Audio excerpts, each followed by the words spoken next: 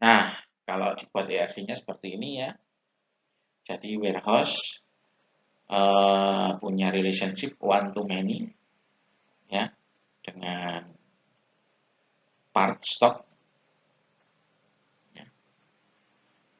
Jangan lupa ketika ada tabel yang dipisah menjadi tabel yang baru, kalau ada data duplikat atau data yang sama, itu cukup ditulis satu kali saja.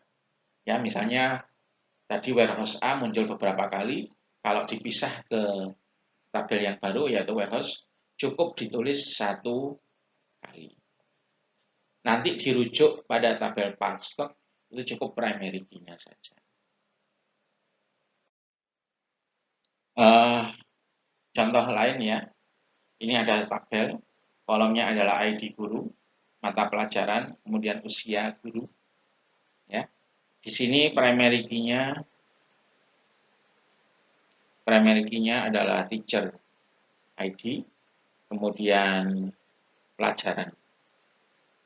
Kalau teacher ID saja sebagai primary key tidak layak ya atau tidak memenuhi syarat ya, karena nilainya tidak unik.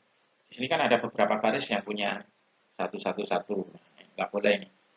333 nggak boleh, ya ada 2 baris.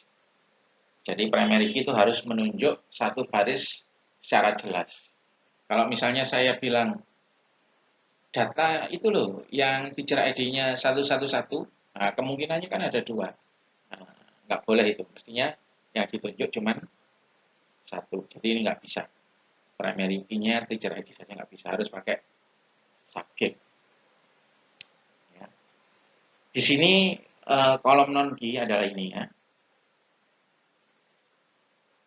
Nah, ini non key. Selain primary key. Nah, di sini nilai kolom non key itu nilainya bisa ditentukan hanya dari teacher ID. Ya, contoh, berapa usia guru dengan ID 111? Pasti jawabannya 38. Pasti. Ya. Di baris satunya juga 38 kan? Berapa usia guru yang teacher ID-nya 333? Pasti 40. Ya kan? Memang tertulis di 2 baris, tapi itu menunjukkan teacher atau guru yang sama. Nah, di sini ada pelanggaran ya terhadap 2NF. Ya. Kalau 2NF, dia untuk menentukan nilai satu kolom yang non key selain primary key harus menggunakan keseluruhan foreign key. Ya. Nah, ini harus menggunakan ini.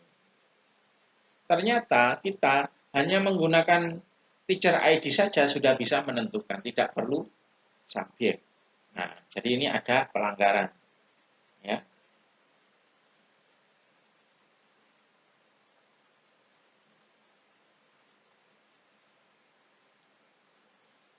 Yang melanggar itu ini ya, yang ini teacher age dan teacher ID.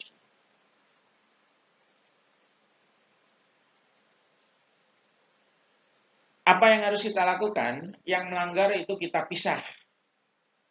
Ya, yang melanggar kita pisah. Oke. Nah, solusinya seperti ini ya. Ini tabel awalnya. Tabel awalnya. Kemudian kolom teacher ID dan teacher age itu melanggar. Melanggar. Karena melanggar, maka dua-duanya harus kita pisah. Kita pisahkan ke tabel yang baru. Nah, ini. Ya. Ini tabel yang baru. Ini kemudian ini tabel yang lama. Ya, tabel yang lama. Tabel yang baru punya 2 kolom, tabel yang lama punya 1 kolom. Ya, ingat di tabel yang baru, ya, kalau ada data yang nilainya berulang itu dijadikan satu. Contohnya 11138, 11138 itu kan sebenarnya 2 baris. Nah, cukup ditulis 1 baris saja. Ya, 333 40. 333 40 kan di tabel asal 2 baris. Nah, kita cukup tulis 1 baris saja ya.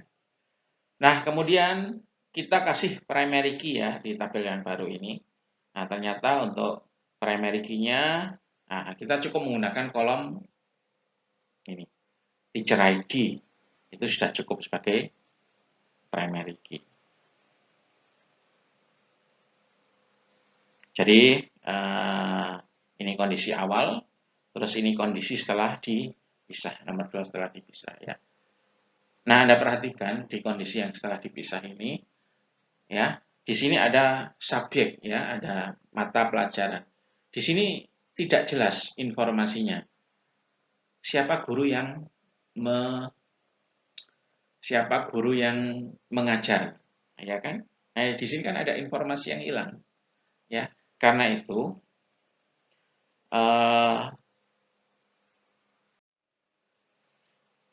jadi di sini ada informasi yang hilang, yaitu untuk mata pelajaran tertentu siapa guru yang mengajar. Karena itu di step yang ketiga kita menambahkan satu kolom lagi ya. Nah, kolom ini kita kasih nama misalnya teacher ya, teacher. Teacher itu berisi data tentang guru yang mengajar. Contoh ya, untuk matematika. Matematika tadi yang mengajarkan guru dengan ID 11. Nah, kita lihat di tabel yang baru tadi. Ya, ternyata guru ini yang mengajar sehingga kita isikan 111. Ya. Kemudian fisika ternyata juga 111. Ya. Biologi dan seterusnya kita isikan. Sehingga kita di tabel yang asal kita mendapatkan informasi mata pelajaran apa, kemudian siapa guru yang mengajar. Ya.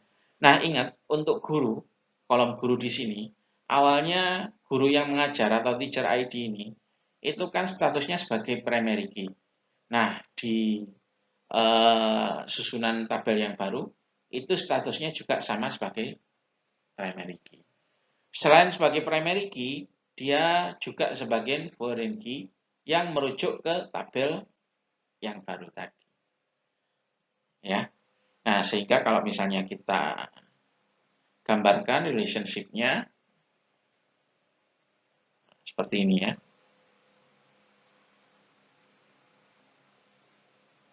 One to many. Terus informasi usia, apakah hilang atau tidak? Tidak ya. Kenapa? Karena informasi usia bisa ditelusuri dari tabel yang kanan ini ya. Misalnya ini kita namakan tabel guru. Terus ini tabel mengajar. Nah,